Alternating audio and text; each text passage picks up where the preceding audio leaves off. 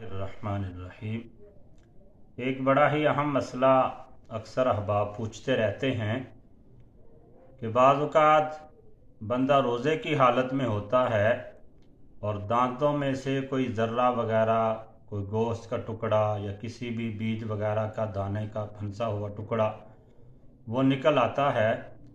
तो क्या उसको निगलने से रोज़ा टूट जाएगा या नहीं। तो इसमें फ़ुक़हा ने यह तफसील बयान की है कि अगर दांतों में कोई चीज़ फंसी हुई हो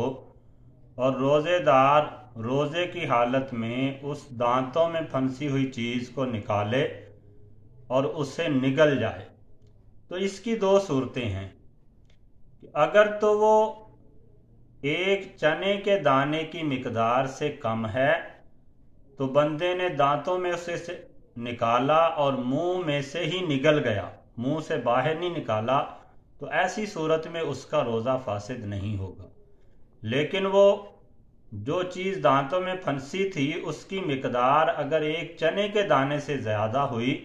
फिर अगर उसने उसे निकाल के निगल गया तो ऐसी सूरत में रोज़ा टूट जाएगा। या फिर वो थी तो एक चने के दाने की मिकदार से कम,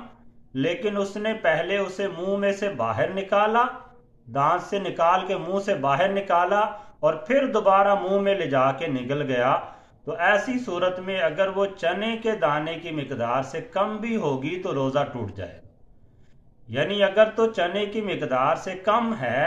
और दांतों में से निकाला, मुंह में से बाहर नहीं लेके आया, मुंह से ही अंदर निगल लिया, तो फिर रोज़ा नहीं टूटेगा। और अगर मुंह से बाहर लेके आया फिर मुंह में डाल के निगल लिया, या जो चीज़ निगली है वो चने के दाने की मिकदार से ज़ायद हो, तो ऐसी सूरत में बंदे का रोज़ा टूट जाएगा।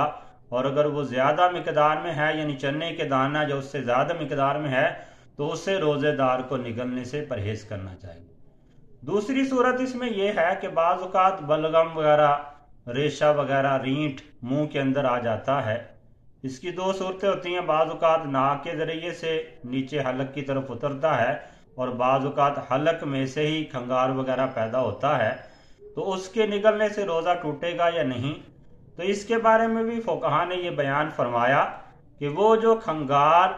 या जो बलगम वगैरह मुंह के अंदर थी, चाहे वो नाक के ज़रिए से मुंह में गई या हलक में से ऊपर मुंह के अंदर आई और फिर बंदे ने उसे निगल लिया, तो ऐसी सूरत में वो जितनी भी मिकदार में हो उसके निगलने से बंदे का रोज़ा फासिद नहीं होता। हाँ, उसमें यह है कि अगर किसी ने उसे